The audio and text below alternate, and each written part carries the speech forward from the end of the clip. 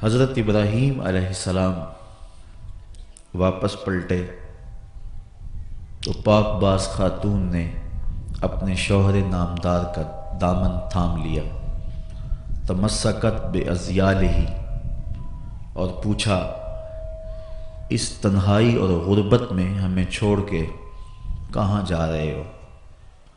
99 سال کی عمر میں فرزند ملا اور اب اس کو اس غربت اور اس تنہائی میں چھوڑ کے کس کے سپرد کر کے ہمیں کہاں جا رہے ہو؟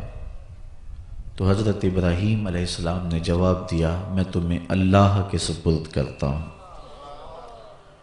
تو پاک باز خاتون نے کہا، اذا لا یضیعنا، اگر تم ہمیں اس رب کے سپرد کر کے جا رہے ہو تو خیر سے جاؤ، وہ ہمیں کبھی بھی ضائع نہیں ہونے دے گا۔ حرم کی یہ داستان ان 3 نفوس سے شروع ہوتی ہے۔ ماں اپنے بیٹے کے لیے پانی کی تلاش میں صفا سے مروہ اور مروہ سے صفا تک کا سفر کرتی ہے۔ 7 چکروں کے بعد بیٹے کی طرف بے تابانہ دوڑتی ہے تو کیا دیکھتی ہے کہ بیٹے کے پاؤں میں پانی کا چشمہ پھوٹ رہا ہے۔ حضرت ابراہیم علیہ السلام اپنے فرزند اور اپنی زوجہ محترمہ کو چھوڑ کر واپس شام کی سمت روانہ ہو جاتے ہیں۔ بچے کی عمر 13 سال ہوتی ہے۔ حکم ہوتا ہے کہ اپنی سب سے پیاری چیز میرے راستے میں قربان کرو۔ اللہ کے راستے میں اونٹ ذبح کرتے ہیں، لیکن خواب مسلسل آ رہا ہے۔ سمجھ گئے اس دھرتی پر سب سے زیادہ محبوب شے تو مجھے حضرت اسماعیل علیہ السلام کی ذات ہے۔ 13 سال کے بعد اس وادی کی طرف چلے جہاں اپنے بچے کو اور اپنی زوجہ کو چھوڑا تھا، اور آ کے اپنی زوجہ سے کہا کہ جلدی سے بچے کو تیار کر دو، میں اسے کسی دوست کی دعوت پہ لے جا رہا ہوں۔ باپ بیرون ملک گیا ہو، سالوں کے بعد جب پلٹتا ہے تو کئی اقسام و انواع کے کھلونے اپنی اولاد کے لیے لے کر آتا ہے، لیکن قدرت کی نیرنگیاں دیکھیے، اللہ کی طرف سے بندوں پر جو امتحان پڑتے رہے ہیں ان کے انداز دیکھیے۔ کہا تم جاؤ تو چھری لے جاؤ، رسی لے جاؤ۔ حضرت اسماعیل علیہ السلام تیار ہو گئے، ساتھ لیا۔ شیطان نے سمجھا شاید اس سے بہتر موقع مجھے نہ ملے اس خاندان کو ورغلانے کا اور راہ حق سے ہٹانے کا۔ ممتا کی مجبوریوں سے فائدہ حاصل کرنے کے لیے حضرت ہاجرہ سلام اللہ علیہا کے پاس آیا اور کہنے لگا، جانتے ہو کہ بیٹا کہاں گیا ہے؟ کہا اس کے باپ دوست کی دعوت پہ لے کر گئے۔ کہا نہیں، وہ اسے ذبح کرنا چاہتے ہیں۔ کہا کوئی کرنے والی بات کرو، بھلا کوئی باپ بھی اپنے بیٹے کو ذبح کرتا ہے؟ اور پھر بیٹا بھی وہ جس کو مانگ مانگ کے لیا ہو، زندگی کی کمائی 99 سال جس کے لیے ہاتھ اٹھا اٹھا کے سحری کے وقت پکار کرتے رہے، میرے مالک میرے گھر میں بھی اجالا کر دے، مجھے بھی ایک فرزند دے دے، تو آج کیا اس فرزند کی گردن پہ وہ چھری پھیر دے گا؟ کیسی عجیب بات کر رہے ہو؟ کہنے لگا اس نے ایک خواب دیکھا ہے اور خواب کے اندر جو حکم ملا ہے اس کو وہ اللہ کا حکم سمجھ کے ایسا کرنے پہ آمادہ ہوا ہے۔ تو حضرت ہاجرہ نے کہا، ظالم تو کہیں شیطان تو نہیں؟ کاش آج میری گود میں 1000 اسماعیل ہوتے۔ शैतान ने समझा कि यहाँ तो वार नहीं चला, फिर हज़रत इब्राहीम अलैहिस्सलाम के पास पहुंचा। कहने लगा, रब को राज़ी करने के और थोड़े तरीके हैं क्या? बेटे की गर्दन पे ही छुरी फेर के रब राज़ी होता है? एक ख्वाब को तुम फैसला कुन मरहले में दाखिल कर रहे हो। ख्वाब ख्वाब ही होते हैं। हज़रत इब्राहीम अलैहिस्सलाम ने पत्थर उठाया और उसकी तरफ 3 दफ़ा मारा। कहा, पीछे हट जा, मेरे और मेरे रब के रास्ते में ना आ। मेरे पास एक इस्माइल है, हजारों इस्माइल भी होते राह खुदा में कुर्बान कर देता। अब मना की वादी में बाप और बेटा पहुंचे। कुरान ने इस वाक़या को बयान किया। बाप ने अपने बेटे को मना की वादी में पहुंच करके आगाह किया कि ऐ बेटा, मैंने ख्वाब देखा है कि मैं तुझे ज़बह कर रहा हूं। अब तू बता कि तेरी राय क्या है। फंजुर माज़ा तरा, तू अपनी राय बता, तेरी राय क्या है इस मामले में।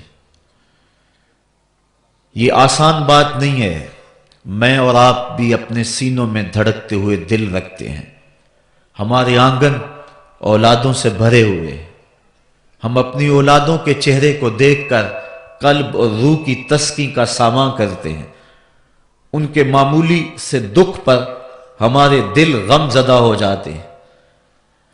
मना की वादी है, पहाड़ों का दामन है। हजरत इब्राहीम अलैहिस्सलाम अपने बेटे को कह रहे हैं, बेटा, मैंने देखा है कि मैं तुझे ज़बह कर रहा हूं, अब तू बता तेरी राय क्या है। बेटा इस बात को सुनकर खामोश हो जाता, जवाब ना देता तो यह भी बड़ी बात थी। बेटा सरे तस्लीम खम कर देता और दबी सी आवाज से कहता, अच्छा जो तुम्हारी मर्जी। तो यह भी इम्तिसाल अमर था, हुक्म की तामील थी। बेटा बखुशी कहता, हां अब्बू जी, जो हुक्म मिला है मुझे ज़बह कर दीजिए। तो यह भी पूरा अदब था और हुक्म की पूरी पूरी तामील थी। लेकिन बेटे का जवाब सुनिए और बेटे का अंदाज देखिए। जब बाप ने कहा, बेटा मैं तुझको ज़बह करना चाह रहा हूं, तो बेटा ये नहीं कहता या अबा तिज़बह, हां मेरे बाप मुझे ज़बह कर लीजिए। सवाल ज़बह का था, जवाब भी ज़बह से दे दिया जाता तो सवाल का मुकम्मल जवाब था।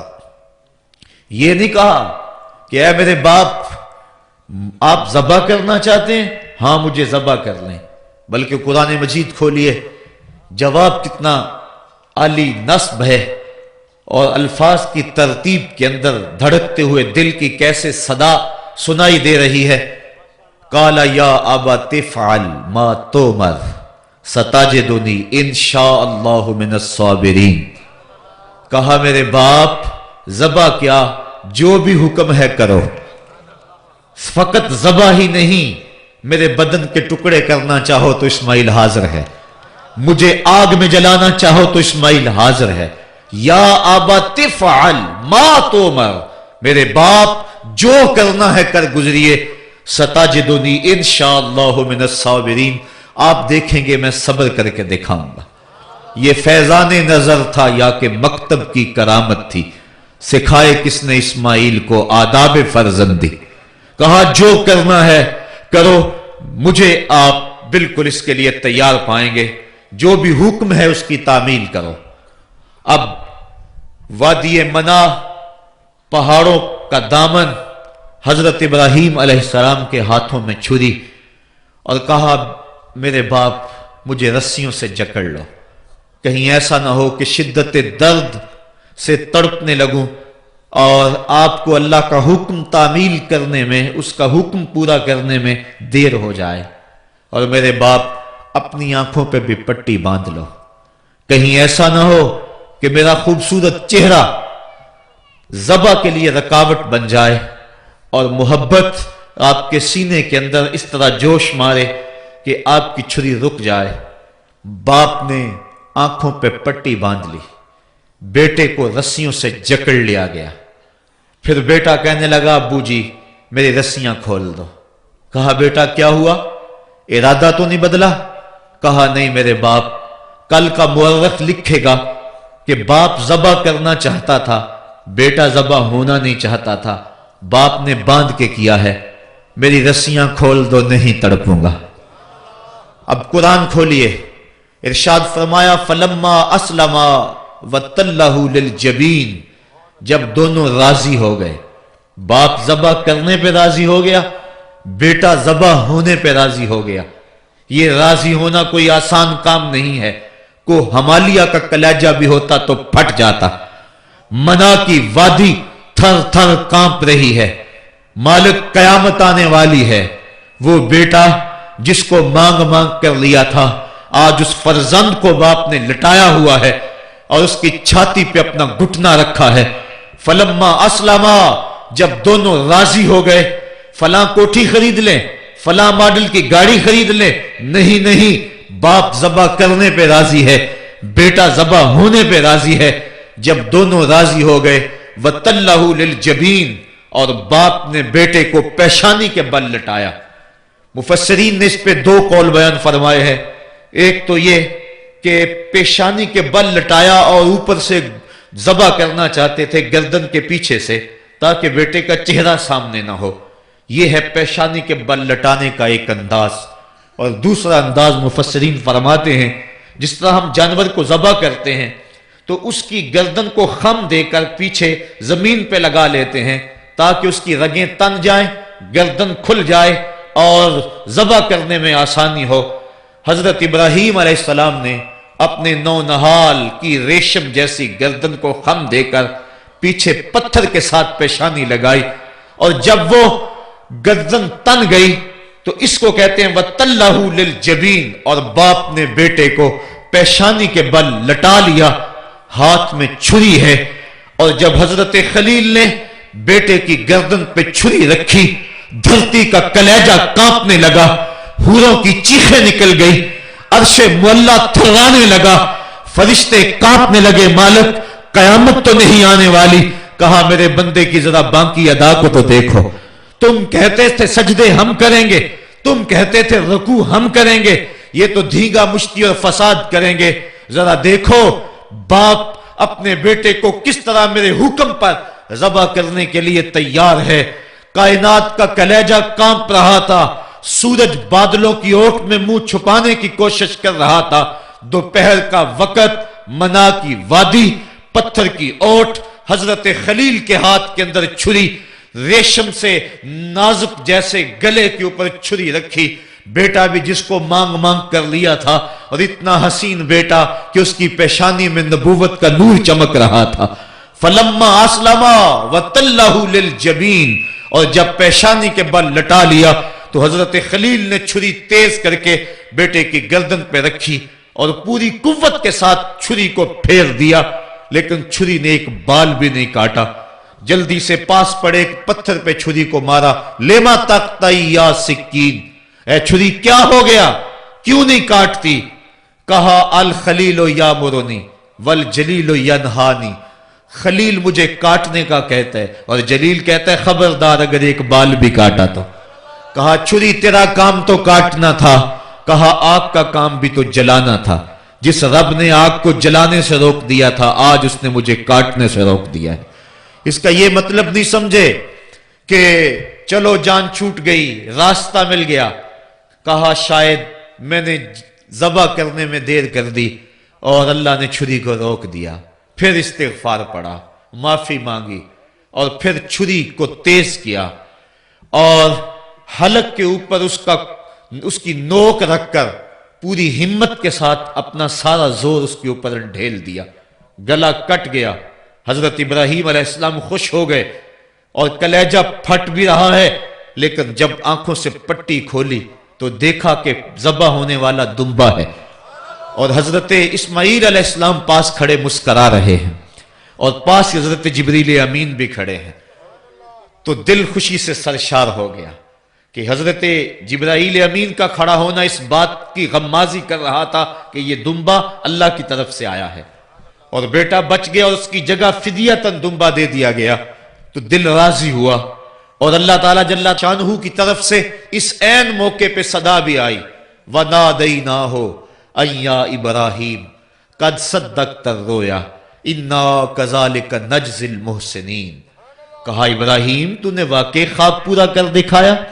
वनादैनाहु, ये वाव हालिया है, उलमा बयान करते हैं इस हाल में जब बेटा जिंदा सलामत खड़ा था और दुम्बा ज़बा पड़ा हुआ था, जिब्राइल अमीन पास खड़े मुस्करा रहे थे, इस हाल में हमने नदा दी ताकि मजीद इज़आनो यकीन पैदा हो जाए, मजीद यकीन और यकीन की कैफियतें पैदा हो जाएं, उस हाल में हमने नदा दी। लेकिन आला हजरत इसका तर्जुमा करते हैं, आला हजरत पे रूह फिदा हो, आप फरमाते हैं सबने ये तर्जुमा किया इस हाल में हमने नदा दी, आपने लिखा फिर इस मौके का हाल ना पूछ जब हमने नदा दी, फिर इस मौके का हाल ना पूछ जब हमने नदा दी। क्या इब्राहिम तूने हद कर दी, तूने वाकई ख्वाब पूरा कर दिखाया। और आगे फरमाया सलामुन अला इब्राहिम, इब्राहिम तेरे ऊपर मेरी सलामतियां नाज़िल हो। ये हरम का काफिला था जिसका आगाज कुर्बानी से हुआ था। अल्लाह अकबर, नस्ल इस्माइल को बाकी रखना था। अल्लाह ताला ने उसके लिए दुम्बा भेज दिया, चूंकि हजरत इस्माइल अलैहिस्सलाम की पेशानी में नूर मुस्तफ़ा चमक रहा था। सिलसिलावार ये नूर हजरत अदनान की पुश्त में पहुंचा और वहां से मुंतकिल होता हुआ ये नूर हजरत अब्दुल मुत्तलिब की पुश्त में पहुंचा। अल्लाह ताला ने उन्हें 10 बेटे अता फरमाए। उन्होंने मन्नत मानी थी, ऐ अल्लाह अगर तू मुझे 10 बेटे दे और वो जवान हो, तनोमंद हो, तो मैं एक बेटा तेरे रास्ते में कुर्बान करूंगा। जब हजरत अब्दुल्ला जो कि हजरत अब्दुल मुत्तलिब के छोटे फर्जंद थे, उनकी उम्र 18 साल हुई तो हजरत अब्दुल मुत्तलिब को अपनी मन्नत याद आई। उन्होंने अपने 10 बेटों को बुलाया, कहा बेटा मैंने काबा के रब से ये वादा किया है कि अल्लाह मुझे अगर 10 बेटे देगा तो मैं एक बेटा अल्लाह की राह में कुर्बान करूंगा। अब तुम बताओ तुम्हारी राय क्या है। कहानी हरम की फिर दोबारा दोहराई जा रही है। कहा राय बताओ। 10 के 10 बेटों ने गर्दन खम कर दी। कहा एक बेटे को ज़ब्ह करना है। कहा जिसको चाहो। कहा नहीं मैं कुरा डालता हूं। जब कुरा डाला तो हजरत अब्दुल्ला के नाम कुरा निकल आया। फरिश्ते फिर दम बखुद थे, मालिक तूने इसकी पुश्त में अमानत रखी है और आज इसको भी ज़ब्ह किया जाएगा। कायनात पर फिर कोहराम मचने लगा। हजरत अब्दुल मुत्तलिब आस्तीने चढ़ा रहे हैं, हाथ के अंदर छुरी है। ये खबर पूरे मक्के में फैल गई। सारे सरदार दौड़े आए। कहा अब्दुल मुत्तलिब ये रस्म तो ना डालो, इसका अदा करना मुश्किल हो जाएगा। कहा मैंने काबे के रब से ये मन्नत मानी थी और अल्लाह ने वो मन्नत पूरी कर दी। अब मैं तो जब कुरा निकाला तो मेरे इस फर्जंद के नाम कुरा निकल आया। मैं उस मन्नत को हर सूरत में पूरा करूंगा। लोग इकट्ठे हो गए, मन्नत समाजत कर रहे हैं, लेकिन हजरत सैयदुना अब्दुल मुत्तलिब हर सूरत में अपनी उस मन्नत को पूरा करने के लिए मुसिर हैं। फिर कहा कि हज्जाज की हर्राफा उसके पास चलते हैं और जाके उसके सामने ये मसला रखते हैं। बाज ने लिखा कि हजर की कहना के पास जाते हैं। बख्तलाफ रिवायात वो हिजाज की हर्राफा के पास पहुंचे। जब उसका पता किया तो वो खैबर में थी।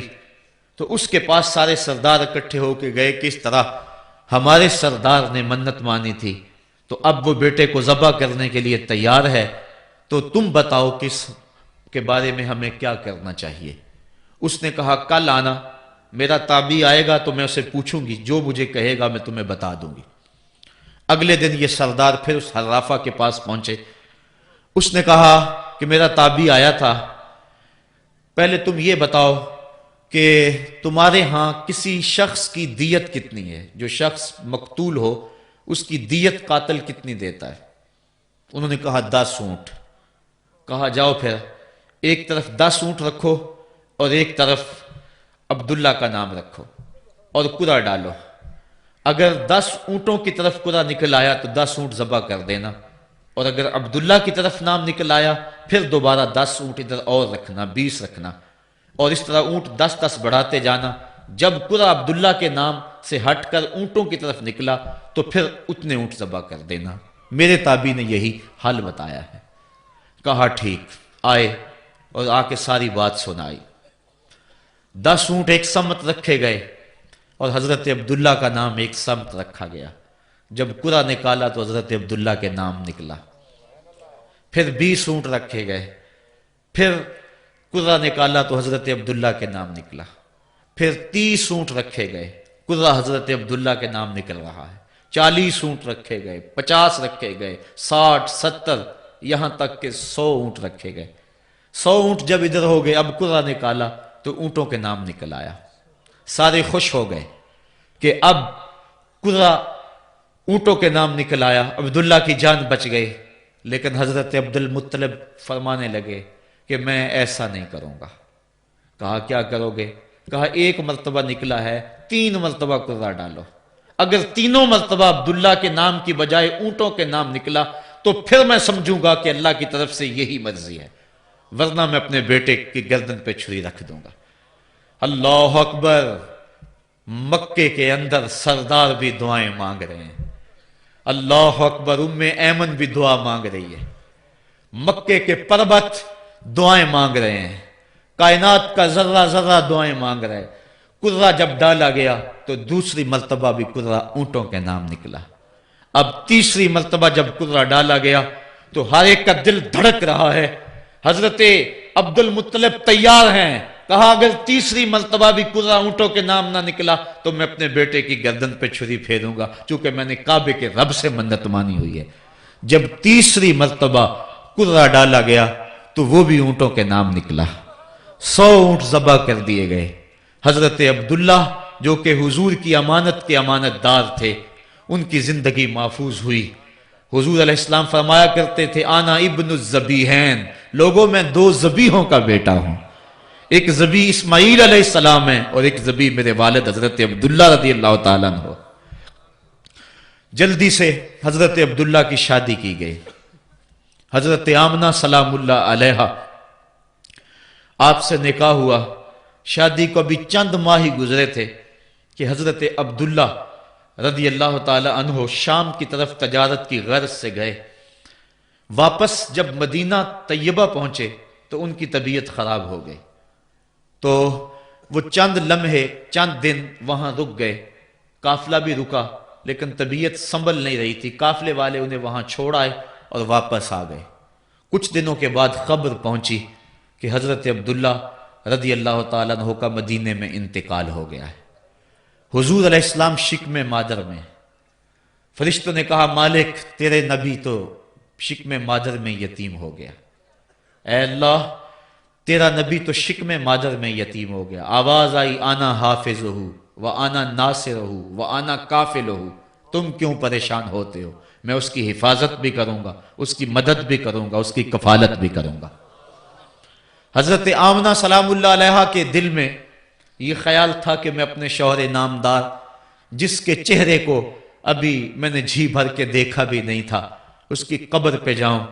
لیکن جو امانت تھی اس امانت کے تقاضے ان کو اس سفر سے روکتے رہے. حتیٰ کہ حضور کی ولادت ہوئی. آقا کریم کی عمر جب 6 سال ہوئی تو اب ان کے دل میں یہ جذبے اور یہ احساس اجاگر ہوا اور یہ جذبہ بڑھ گیا کہ میں جاؤں اور اپنے شوہر نامدار کی قبر پہ حاضر ہوں.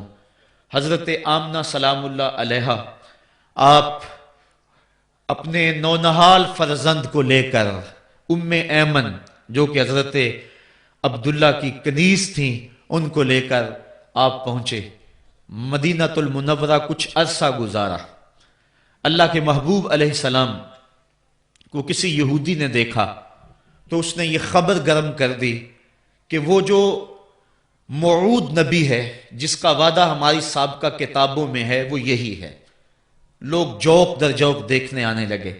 تو حضرت آمنہ پریشان ہوئی اور جلدی سے وہ مکے کی طرف عازم سفر ہوئیں. ابھی مکے سے 150 کلومیٹر کا فاصلہ باقی تھا کہ ابوا کے مقام پر حضرت آمنہ سلام اللہ علیہا کو سخت بخار ہو گیا.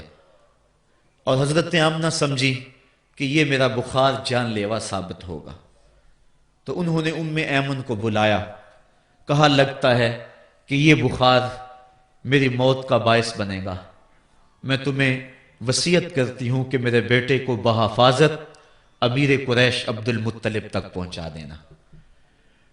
اور اس کے بعد حضور کو حضرت آمنہ نے بلایا، اپنے سامنے بٹھایا، سر پہ ہاتھ رکھا۔ حضرت آمنہ حضور سے کچھ باتیں کرنا چاہ رہی تھی۔ وادی ابوا کے اندر یہ منظر بڑا دل گداز تھا۔ حضرت آمنہ نے حضور کے سر پہ ہاتھ رکھا اور روتے ہوئے کہا، آنکھیں چھلکنے لگی، کہا بیٹا ہر نئی چیز نے پرانی ہو جانا ہے اور ہر باقی نے فنا ہو جانا ہے، میں بھی جا رہی ہوں، وذکر باک وولدت طہرا، لیکن سنو میرا ذکر نہیں مٹے گا، میں تیرے جیسا پاکیزہ بیٹا چھوڑ کے جا رہی ہوں۔ یہ آخری لفظ تھے حضرت آمنہ سلام اللہ علیہا کے۔ اس کے بعد حضرت آمنہ سلام اللہ علیہا آخری ہچکی لی اور حضور سے ماں بھی جدا ہو گئی۔ آقا کریم علیہ السلام نے اپنی والدہ کو وہاں دفن کیا، ام ایمن کے ساتھ مل کے، جیسے بھی ہو سکا۔ وہ کیا کسی نے کہا تھا تجھے کن پھولوں سے ہم کفن دیں، تو جدا ہی ایسے موسموں میں ہوا جب درختوں کے ہاتھ پھولوں سے خالی تھے۔ آقا کریم کی آنکھیں چھم چھم برس رہی ہیں۔ حضرت ام ایمن حضور کو اپنے ساتھ چمٹا لیا اور مکہ المکرمہ پہنچ کے حضور کے دادا کے سپرد کیا۔ 2 سال تک وہ حضور علیہ السلام کو اپنی کفالت میں انہوں نے رکھا۔ کعبۃ اللہ کے سائے میں ان کی مسند بچتی تھی، اور ان کے بیٹوں میں سے اور قوم کے کسی فرد کو یہ ہمت نہیں ہوتی تھی کہ اس مسند کے اوپر بیٹھے، دور ہٹ کے بیٹھتے تھے، لیکن حضور جب آتے تو اس مسند کے اوپر چڑھ کے بیٹھ جاتے۔ حضور کے چچا اور حضور کے دیگر عزیز و اقارب کہتے کہ بیٹا نہ چڑھو، تو حضرت عبد المطلب کہتے رہنے دو، یہ بڑی شان والا بیٹا ہے۔ ان سے محبت کرتے، ان کو اپنے ساتھ سلاتے۔ 8 سال کی حضور کی عمر ہوئی کہ امیر قریش کا بھی انتقال ہو گیا۔ ابن حشام نے لکھا ہے کہ جب امیر قریش کا انتقال ہوا تو سوگ میں مکے کے بازار بند ہو گئے، پورا شہر جنازے میں امڈ آیا، لیکن 8 سال کا بچہ تھا، بلک بلک کے رو رہا تھا۔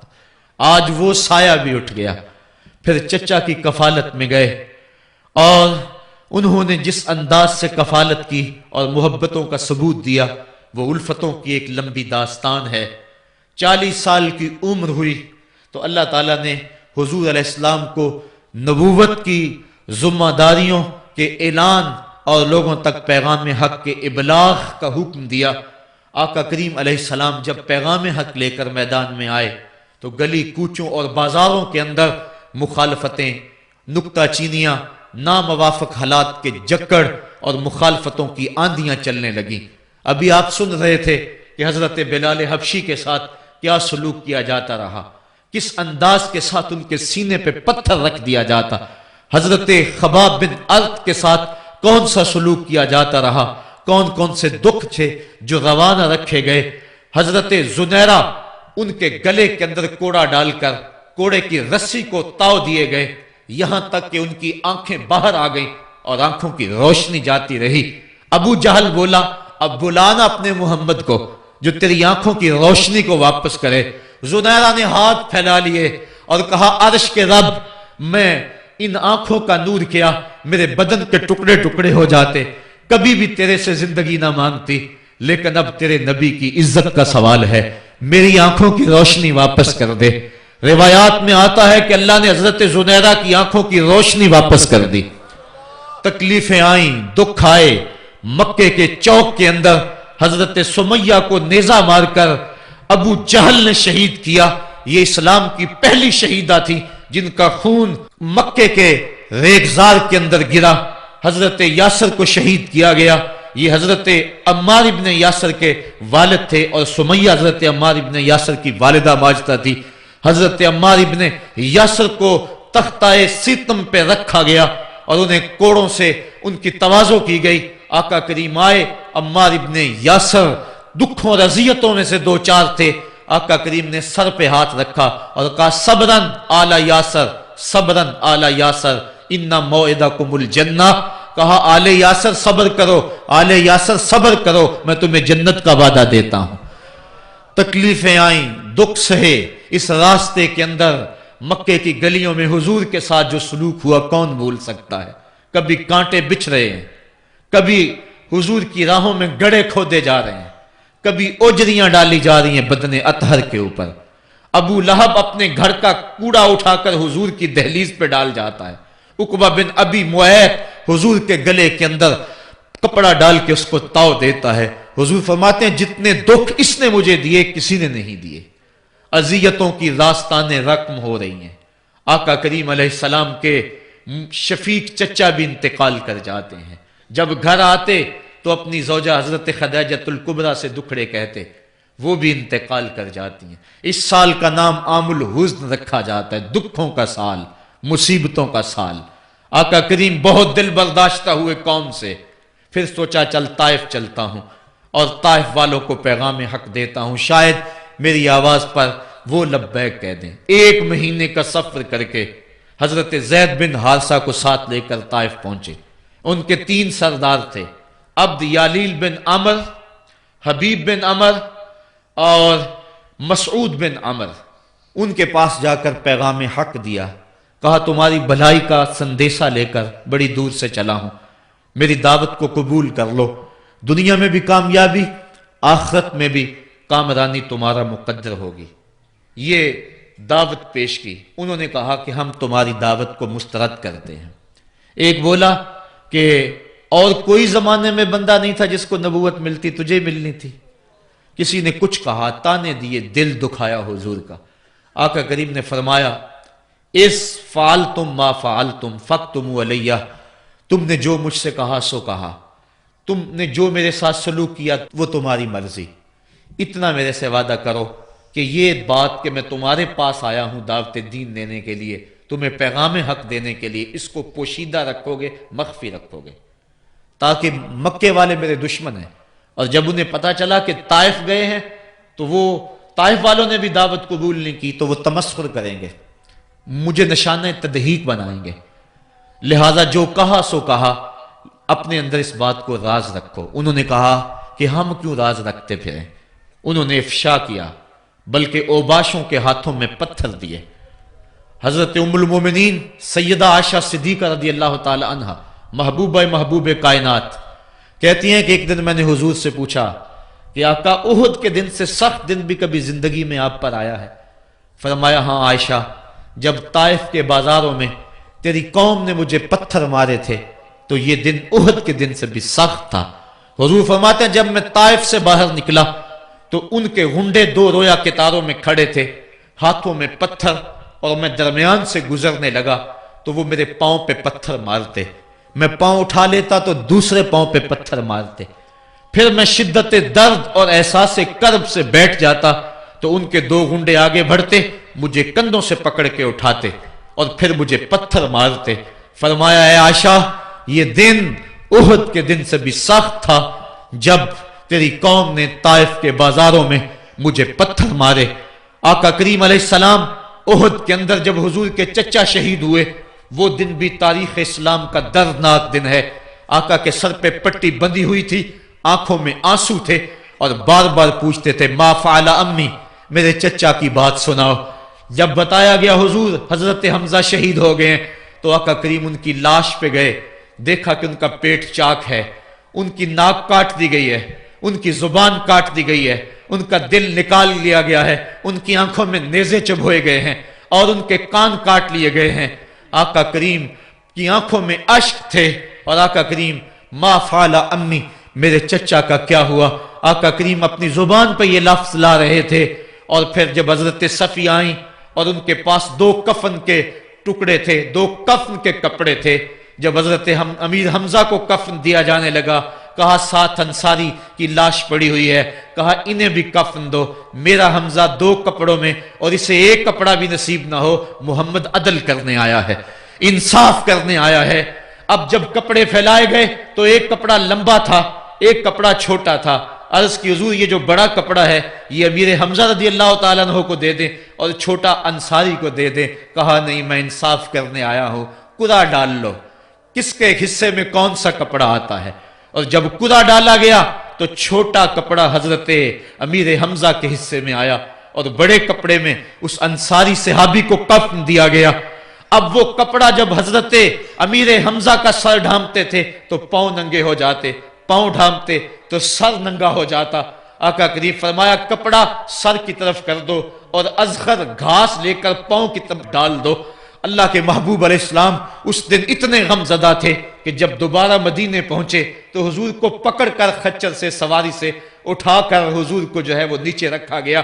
سخت تکلیف میں تھے، دکھوں کی زندگی، طائف کے بازار، پھر مدینے کے اندر جب وہ ماحول آیا، خوبصورتیاں آ گئیں، روشنی آ گئیں، آسمان سے ہر دم نور اترنے لگا. وہ وقت گیا جب لوگ پتھر مارتے تھے، اب حکم ہو گیا خبردار میرے نبی کی آواز سے آواز بھی اونچی نہیں کرنی. خبردار تم نے میرے نبی سے کوئی مسئلہ پوچھنا ہے تو پہلے صدقہ لو، پھر فقیر ڈھونڈو، پھر خیرات کرو، پھر میرے نبی کی چوکھٹ پہ آؤ. تمہیں پتا چلے کہ کس چوکھٹ پہ آ رہے ہیں، کس در پہ آ رہے ہیں. آقا کریم علیہ السلام اس ماحول کے اندر گھر میں خوش ہیں، آنگن میں خوشیاں ہیں، پھول کھلے ہوئے ہیں. حضرت ابراہیم علیہ السلام حضور کے شہزادے حضور کی ران پہ بیٹھے ہوئے ہیں. حضرت امام حسین بھی دوڑتے دوڑتے آئے اور وہ بھی حضور کی ایک ران پہ بیٹھ گئے. حضور کبھی حسین کو دیکھتے ہیں، کبھی اپنے فرزند کو دیکھتے ہیں، کبھی حسین کو دیکھتے ہیں، کبھی حسین کے ماموں کو دیکھتے ہیں. حضرت ابراہیم اور حضرت امام حسین رضی اللہ تعالیٰ عنہ دونوں کو دیکھ کر اللہ کے محبوب خوش ہو رہے ہیں. فرشتہ نے اذن مانگا، آقا کریم نے اذن دیا. اس نے عرض کی حضور ان دو میں سے ایک کا اختیار ہے، ایک کو ایک کے بدلے میں قربانی دینا ہوگی. اب قربانیوں کی وہ حرم سے جو داستان چلی تھی وہ تسلسل ٹوٹنے نہیں پا رہا ہے، وہ تسلسل جاری ہے. حضور نے ایک نظر حضرت ابراہیم کو دیکھا اور پھر ایک نظر حضور نے حضرت امام حسین کو دیکھا، پھر حسین کو پکڑ کے سینے سے لگایا اور کہا میں اپنے اس بیٹے پہ اپنے اس بیٹے کو قربان کر رہا ہوں. چند دن کے بعد حضرت ابراہیم کا انتقال ہوا. حضور کو جب خبر پہنچی آقا کریم کی آنکھیں آنسو برسا رہی تھی. وَأَيْنَ رسول اللہ تدمعان، حضور کی آنکھوں میں آنسو جاری تھے اور حضور اپنے بیٹے کے سرہانے بیٹھے، پیشانی پہ ہاتھ رکھا، کہا بیٹا آنکھیں رو رہی ہیں، دل غم زدہ ہے، لیکن زبان سے وہی کہوں گا جس سے رب راضی ہوگا. لیس منا من ضرب الخدود وشق الجیوب ودعا بدعوی الجاہلیہ، جو گریبان نوچتا ہے، منہ پہ تھپڑ مارتا ہے، سینہ کو بھی کرتا ہے، کہ ہمارے ساتھ اس کا کوئی تعلق نہیں ہے. آنکھوں کا غم اور دل کا غم رحمان کی طرف سے ہے، ہاتھوں کا غم اور زبان کا واویلا یہ شیطان کی طرف سے ہے. کہا بیٹا آنکھیں رو رہی ہیں، دل غم زدہ ہے، لیکن زبان سے وہی کہوں گا جس سے رب راضی ہوگا. اب امام حسین حضور کی گود میں کھیلتے ہیں، کبھی حضور اپنی زبان ان کے منہ میں دے رہے ہیں، کبھی حضور اس کو اپنے کندھوں پہ سوار کرا رہے ہیں. کسی صحابی نے کہا کتنی اچھی سواری ملی، کہا سواری دیکھ رہے ہو سوار بھی تو دیکھو. کبھی سجدے میں ہیں تو حسین پشت پہ آ کے سوار ہو جاتے ہیں، آقا سجدے کو طول دے رہے ہیں. حضرت اسامہ بن زید رضی اللہ تعالیٰ عنہ فرماتے ہیں رات کافی بیت چکی تھی، میں حضور کے در پہ گیا. صحابہ حضور کے در پہ چوکھٹ پہ دستک نہیں دیا کرتے تھے، حضور کی چوکھٹ پہ لگ کے بیٹھ جاتے. آقا کریم اپنی مرضی سے آتے، صحابہ دکھڑا کہہ لیتے، کہانی کہہ لیتے، جو پوچھنا تھا پوچھ لیتے. لیکن اگر کبھی حالت ناگزیر ہوتی، کبھی ایمرجنسی حالات بنتے تو صحابہ اپنی انگلیوں کے پوروں کے ساتھ حضور کے دروازے پہ دستک دیتے. کانت تکرہ ابواب النبی بالاظافر. اللہ اکبر. حضور تشریف لائے، حضور سے حاجت کہی. یہ 14ویں صدی کی مصیبت ہے کہ نبی سے مانگنا نہیں چاہیے. اگر نبی سے نہیں مانگنا تو کس سے مانگے؟ اور کون سی چوکھٹ ہے جس در پہ جھولی پھیلائیں؟ کون سا دوارہ ہے جہاں کشکول پھیلا کے کہیں کہ ہماری جھولی بھر دی جائے؟ اور جتنے بھی سہارے ہیں سبک کرتے ہیں. عزت نفس بڑھاتا ہے سہارا تیرا، ہر آسرا ذلیل کرتا ہے، نبی کا آسرا بندے کو سر بلند کرتا ہے. حضرت اسامہ بن زید کہتے ہیں میری حاجت پوری ہو گئی، لیکن میں نے کیا ماجرا دیکھا. جب حضور گفتگو کر رہے ہیں، دوران گفتگو اللہ کے محبوب کمبل اوڑھ کے یوں ہی آ گئے تھے. حضور کے دائیں بائیں سے حرکت کا احساس ہوتا ہے جس طرح اندر کوئی چیز ہے. میری حاجت پوری ہوئی تو مجھ سے نہ رہا گیا, میں نے پوچھ لیا. میں نے کہا بندہ نواز یہ کیا ماجرا, آپ کمبل اوڑھا ہوا ہے اور اندر سے کسی کی حرکت کا احساس ہے. فکشفہ, حضور نے کمبل کو کھول دیا.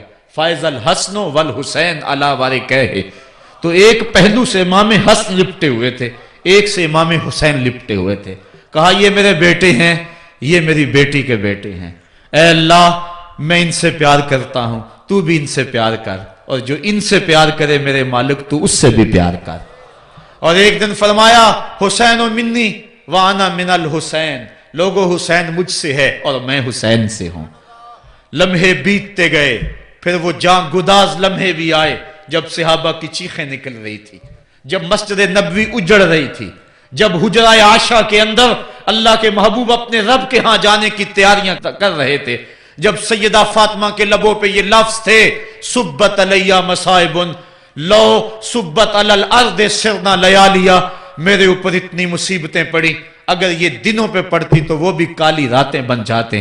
حضور علیہ السلام کا جب جسد اطہر اٹھا تو صحابہ کی جو حالت تھی وہ اس انداز سے کہ صحابہ کے کلیجے پھٹ رہے تھے, روحیں گداز ہو رہی تھی. ایک ہاتھ اٹھا کے دعا مانگ رہا تھا, اللہم اذہب بصری حتی لا ارا بعد حبیبی محمد احدا, اے اللہ مجھے اندھا کر دے, مجھے اندھا کر دے, مجھ میری آنکھوں کی بینائی اچک لے, تیرا محبوب تہے مزار چلا گیا, میں نے آنکھوں کی روشنی کو کیا کرنا ہے.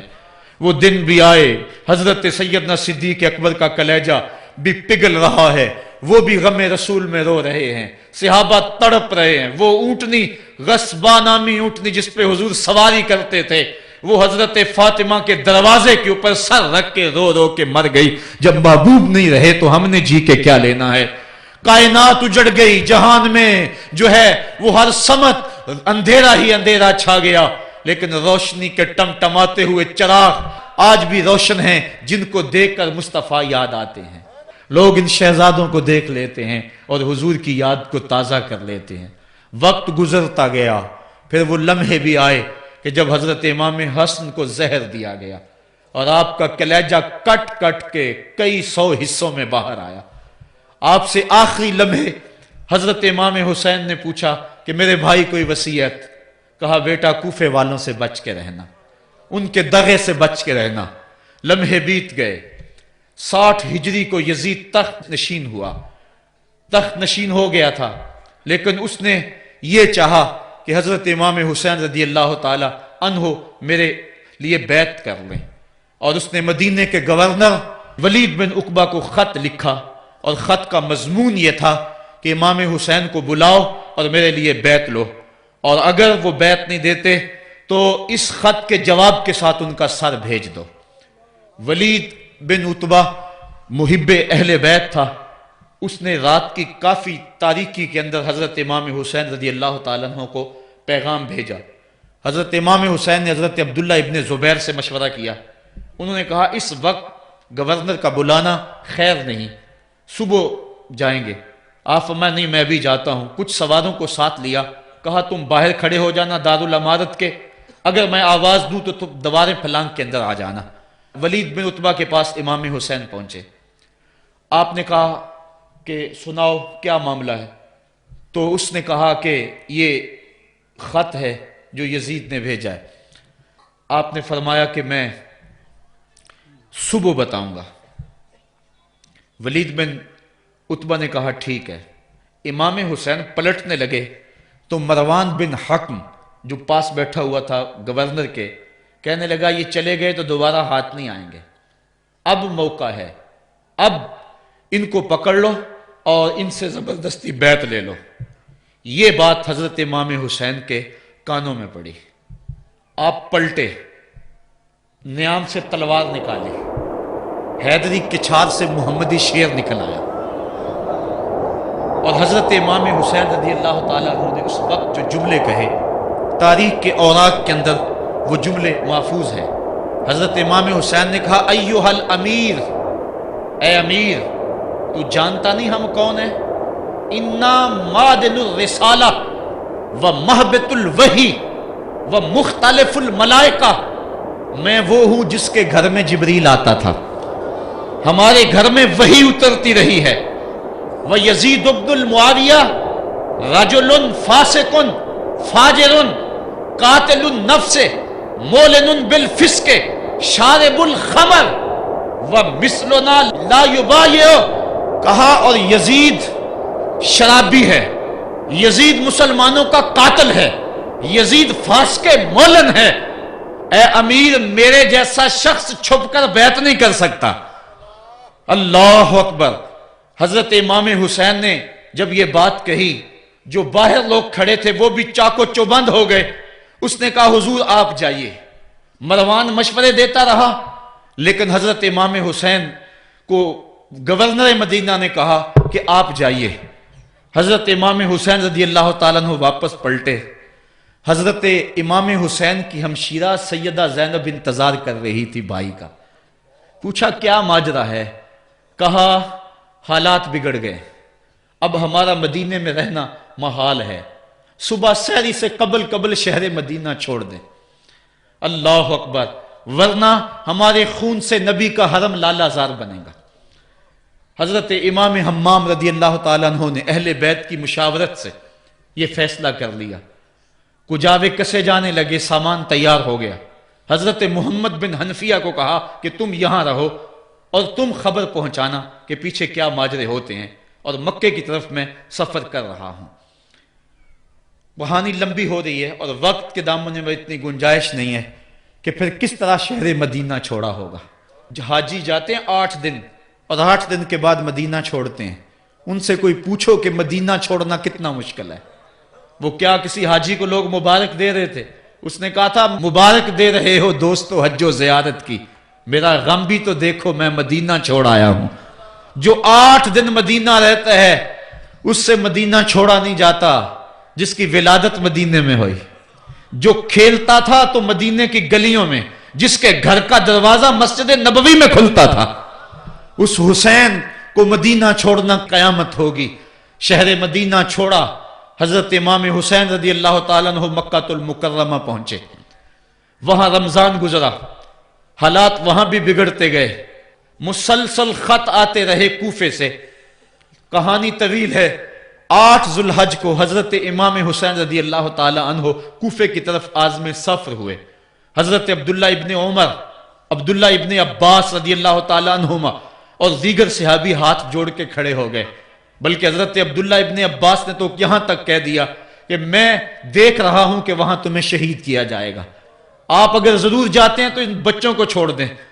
حضرت امام حسین فرماتے میرے غم گسارو، میرے پیارو مجھ کو نہ روکو، مجھ کو جانے دو، مجھے نانے کے دین کی ڈوبتی کشتی بچانے دو۔ میں جاتا ہوں کہ دنیا پر وفا کا نام رہ جائے، میں رہوں نہ رہوں پر عظمت اسلام رہ جائے۔ میں نہیں جاتا تو نبی کے گھر کی آن جاتی ہے، لوگوں تمہارا دین جاتا ہے، میری غیرت ایمان جاتی ہے۔ کہا مجھے جانا ہوگا۔ 8 ذو الحج کو لوگ کعبہ کی طرف آ رہے ہیں اور کعبہ دلہن کی طرح سنورا ہوا ہے، طواف کرنے والوں کا جھرمٹ ہے، حاجی حج کرنے آ رہے ہیں، لیکن حضرت امام حمام کسی اور حج کی تیاری کر رہے ہیں۔ کسی نے کہا حج تو کر جائیں، اتنی مرتبہ مدینے سے پیدل چل کے آئے اور آج تو مکہ المکرمہ میں موجود ہے۔ کہا پیچھے ہٹو، جو حج میں کرنے جا رہا ہوں وہ انوکھا ہوگا، وہ نرالا ہوگا، تم بھی طواف کرو گے، میں بھی طواف کروں گا، تم طواف کعبۃ اللہ کا کرو گے اور میں خیموں کا طواف کروں گا۔ ایک حج تمہارا ہے، ایک حج میرا ہے، تم بوسے لوگے کس کے حجر اسود کے، میں اپنے فرزند کا منہ چوموں گا۔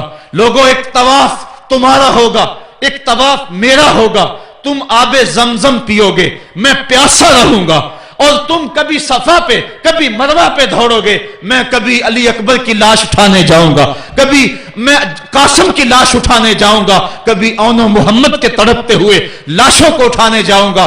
لوگوں ایک حج تمہارا بھی ہے، ایک حج میرا بھی ہے۔ جب تم حج کر لو گے تمہاری سائی مکمل ہو جائے گی تو تم سر مڈا کے حرام کھول دو گے، اور جب میری سائی مکمل ہو جائے گی تو میں سر کٹا کے حرام کھول دوں گا۔ تم سفید احرام پہنو گے، میں سرخ احرام پہنوں گا، اور وہ حج قیامت تک کے آنے والے حجوں کی آبرو ہوگا۔ حسین اگر نہ شہید ہوتا تو آج گھر گھر یزید ہوتا، اسلام کی عظمت عیاں نہ ہوتی، خدا کے گھر میں اذان نہ ہوتی، بار الہا نوحہ سناتا پھرتا، تا روز جزا اشک بہاتا پھرتا، امداد نہ کرتے اگر کربلا میں حسین، اسلام تیرا ٹھوکریں کھاتا پھرتا۔ کربلا کی تپتی ہوئی ریگزار میں حضرت امام حسین نے جبر و ظلم کے خلاف جس قوت سے کھڑے ہو کر عظیمت کی داستان رقم کی، 10 محرم کا دن تھا، جمعہ کا یوم سعید تھا، بیچ کربلا کے میدان میں دوپہر کے وقت جب نبی کا خاندان اجڑ رہا تھا، ایک ایک کلی اس چمن کی کٹ رہی تھی، 72 افراد 22,000 کے لشکر جرار کے مقابلے میں کھڑے تھے۔ وہ یزید جس نے اس کے علاوہ بھی بڑے جرم کیے، جس نے جو ہے وہ 1700 صحابہ کو مکہ المکرمہ میں شہید کیا، جس نے 700 حفاظ کرام کو شہید کیا، جس نے حضرت ابو سعید خضری کی داڑھی نوچ لی، جس نے مدینے کے اندر مسجد نبوی کے اندر گھوڑے باندھے، جس نے جو ہے وہ 3 دن تک مسجد نبوی کے اندر اذان نہ ہونے دی، وہ یزید آج کربلا کے تپتے ہوئے ریگزار کے اندر آل رسول کے ساتھ ظلم کی وہ داستان رقم کر رہا تھا کہ قیامت تک آنسو سسکیاں نہیں تھمنے پائیں گی۔ یزید مر گیا، اس کا نام مٹ گیا، اس کا تشخص مٹ گیا، لیکن حسین کا نام آج بھی زندہ ہے، اس کا پیغام آج بھی زندہ ہے۔ یہ ہزاروں کا مجمع، یہ امڑتے ہوئے محبتوں کے جذبات، یہ آنکھوں کا آنسوؤں کا خراج دینا، کیا یہ حسین ابن علی کی زندگی کی دلیل نہیں ہے؟ کون ہے جو یزید کا نام لیتا ہو؟ آج اگر کوئی یزید کا نام لیتا بھی ہے تو سر جھکا کے لیتا ہے۔ میں کہتا ہوں کیسا تمہارا لیڈر ہے جس کا نام لینے سے قبل شرمندہ ہوتے ہو، جس کا نام لیتے ہوئے شرمندہ ہوتے ہو، جس کا نام لینے کے بعد پسینہ پسینہ ہوتے ہو۔ تم اپنے قائد اور لیڈر کا نام لیتے جھجکتے ہو، گردن جھکا کے دائیں بائیں دیکھ کے نام لیتے ہو، اور جب ہم نام اپنے آقا کا لیتے ہیں سر اٹھا کے لیتے ہیں۔ اے حسین ابن علی تم پر سلام۔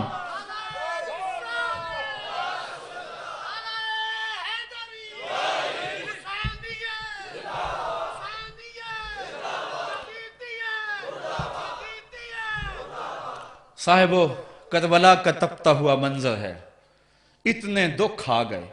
حضرت سری سختی رضی اللہ تعالیٰ عنہ فرماتے ہیں کہ اللہ تعالیٰ نے جب کائنات کو بنایا، انسانوں کو تخلیق کیا، تو انسانوں کو پوچھا بتاؤ تم میرے ہوگے؟ سب نے کہا مالک ہم تیرے ہیں۔ لیکن جب دنیا کو پیدا کیا تو 9 حصے دنیا کی طرف ہو گئے، 1 حصہ اللہ کی طرف رہ گیا۔ پھر جب عقبہ کو پیدا کیا جو 10واں حصہ تھا، اس میں 9 حصے پھر آخرت کی طرف ہو گئے، جنت دوزخ کے لالچ میں ہو گئے، اور 1 حصہ صرف کہنے لگا نہ ہم جنت کو دیکھتے ہیں نہ دوزخ کو دیکھتے ہیں، مالک ہم تو تجھے دیکھتے ہیں۔ پھر جب اللہ تعالیٰ نے بلاؤں کو پیدا کیا، آزمائش اور امتحانوں کو پیدا کیا، تو 10ویں حصے کے اس 10ویں حصے میں پھر 9 حصے جو ہے وہ پیچھے ہٹ گئے۔ 1 حصہ ایسا تھا جس نے گردن جھکا کے کہا زمین و آسمان کی بلائیں بنا کے ہمارے گلے کا توق بنا دے، تیرے راستے سے نہیں ہٹیں گے۔ کربلا کے تپتے ہوئے ریگزار میں وہ منظر رقم ہونے والا ہے۔ ایک قربانی منا میں ہوئی تھی، غریب و سادہ و رنگی ہے داستان حرم، نہایت اس کی حسین اور ابتدا ہے اسماعیل۔ وہاں دمبا آ گیا، آگے 100 اونٹ آ گئے، اور آج اللہ اکبر، حضرت امام حسین کربلا کے تپتے ہوئے ریگزار میں 22,000 کے لشکر کے سامنے کھڑے ہیں۔ کہا لوگو میرا حق پہچانو، میرے خون سے اپنے ہاتھ نہ رنگو، مجھے پہچانتے ہو کہ میں کون ہوں؟ کہا لوگو جلدی نہ کرو، میرے حق کو پہچانو۔ اس وقت روئے زمین پر کسی نبی کی بیٹی کا بیٹا موجود نہیں ہے۔ لوگو میرے راستے سے ہٹ جاؤ اور میرے خون سے اپنے آپ کو ابدی بدبختیوں کا شکار نہ کرنا۔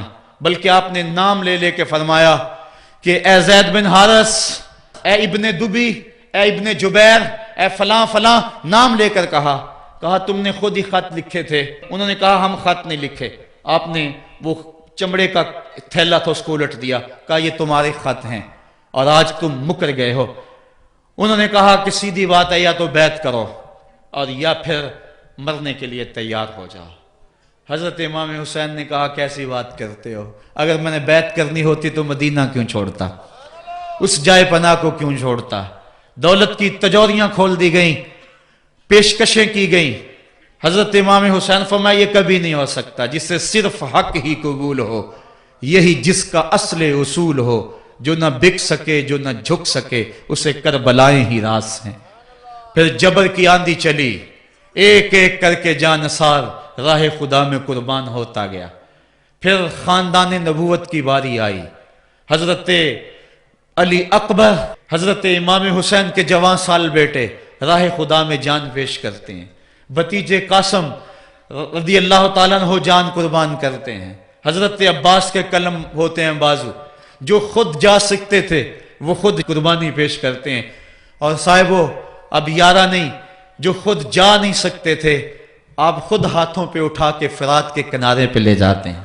کہا جو آ سکتے تھے وہ تو قدموں پہ چل کے آ گئے، اور جو قدموں پہ نہیں چل سکتے تھے میں انہیں اٹھا کے لے آیا ہوں۔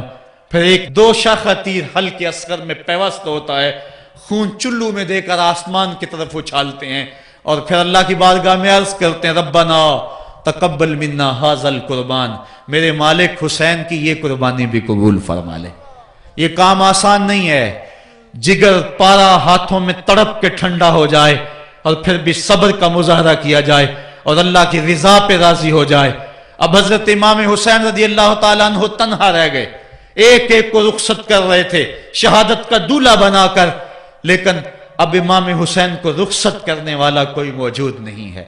آپ گھوڑے پہ سوار ہوئے، میدان کربلا کی طرف ایڑ لگائی، خیمے کے اندر جو خواتین تھی وہ جانتی تھی جو اس راستے گیا پھر پلٹ کے نہیں آیا، اس کی لاش حضرت امام اپنے کندھوں پہ اٹھا کے لائے ہیں۔ اب اس حسین ابن علی کی لاش کون اٹھائے گا؟ کہا سب نے کہ حسین نہ جائیو، کہا میں نانے کے دین کے لیے جا رہا ہوں۔ میدان عمل میں گئے، تیغ براں چمکی، لوگوں کے سر کاٹ رہی ہے، آواز آ رہی ہے یہ کون ذی وقار ہے، بلا کا شاہ سوار ہے، لباس ہے پھٹا ہوا، غبار سے اٹا ہوا، لخت لخت کٹا ہوا، پھر بھی ہے ڈٹا ہوا، تمام جسم نازنی چھدا ہوا کٹا ہوا، پھر بھی ہے ڈٹا ہوا، یہ نبی کا نور عین ہے، یہ بال یقین حسین ہے۔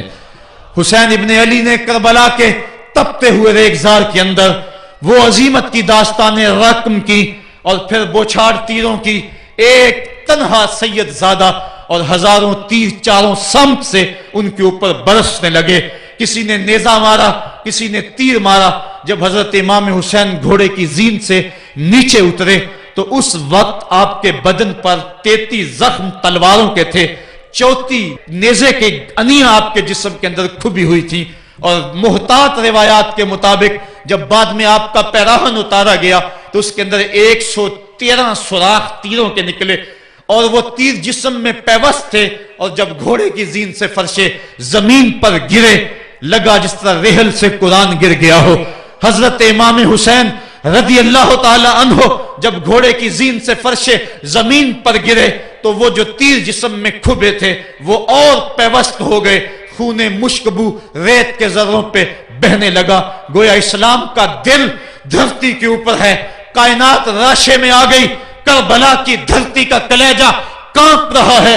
حضرت ام سلمہ کو حضور نے کربلا کی مٹی دی، کہا جب یہ خون بن جائے تو سمجھ لینا کہ میرا حسین شہید کر دیا گیا ہے۔ وہ مدینے کے اندر خواب دیکھتی ہیں کہ آقا کریم علیہ السلام داڑھی مبارک کے اندر گرد مبارک پڑی ہوئی ہے اور بال الجھے ہوئے ہیں، گھبرا کے اٹھ کھڑی ہوئی کہ کیا ماجرا ہے، اور جلدی سے اس شیشی کو دیکھا تو وہ شیشی کا جو مٹی رکھی ہوئی تھی وہ خون بن گیا تھا، اور آپ نے کہا اہل مدینہ سن لو، حضرت امام شہید کر دیے گئے ہیں۔ ادھر امام حسین خون اور خاک کے اندر تڑپ رہے ہیں، اور آپ کے جسم نازک پر برچھیوں، تیغوں اور تلواروں کے ساتھ جو ہے وہ لوگ وار کر رہے ہیں۔ سنان بن انس نخی آگے بڑھا لیکن سر کاٹنے کی ہمت نہ پڑی، اس نے نیزہ مارا اور آپ کے گلے کے قریب وہ نیزہ پار کر گیا، اور خون کا فوارہ پھوٹا. زرع بن شریک نے آپ کی پیشانی پہ نیزہ مارا, آپ گھبرا کے گرے, اٹھے اور پھر گر گئے, اور پھر آپ نے اپنی پیشانی سجدے میں رکھ دی. اپنا خون جو تھا وہ چہرے پہ مل لیا. حسین نے سرخ رنگ کے خون کا جو خضاب تھا وہ اپنے داڑھی پہ لگا لیا کہ کل میں اپنے نانا کو یہ رنگت بھی دکھا